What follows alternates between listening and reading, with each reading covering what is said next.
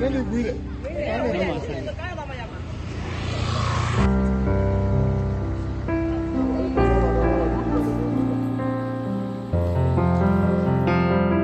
我们到瓦城南部的这个寺庙学校，这里是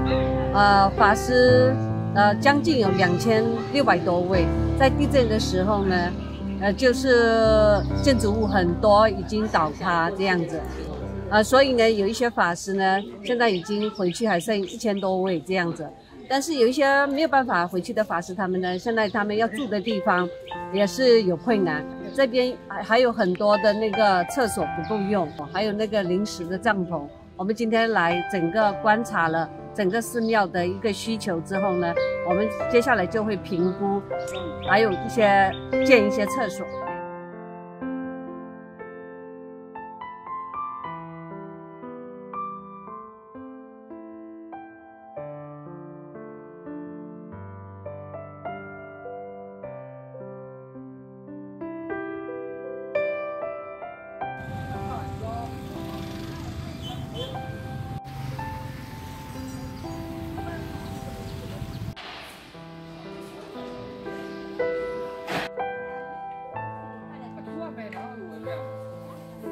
ရှင်သူတို့လိုအပ်တဲ့ဟာလေးတွေတွားပြီးတော့မှ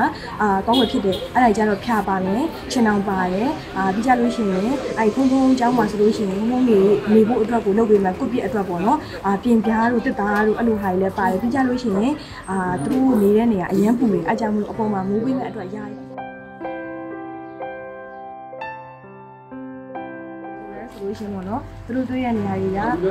ရုပ်တရက်ပေါ့နော်ဒီမြေငလျင်ဘေးကရေဘေးနဲ့မတူဘူးပေါ့နော်ဒီမြေငလျင်လုပ်တဲ့အတွက်ကြောင့်မလို့အဆောက်အဦတွေအိမ်တွေအထက်မြင့်အကုန်လုံးကရုပ်တရက်ပြေကြတာပေါ့နော်အဲ့ဒီအချိန်မှာဆိုလို့ရှိရင်ခုအသက်လွတ်အောင်လည်းမနေ့ဆက်ပြေးရတဲ့အတွက်ကြောင့်မလို့ဗာကြီးစီမံကြီးချိန်ကြီးအောင်ပေါ့နော်ဒီအကနာကုန်းနေပိုင်းမှာလာအိတ်တယ်အဲ့လိုညဖက်တွေဘာတွေလာအိတ်တယ်ပေါ့နော်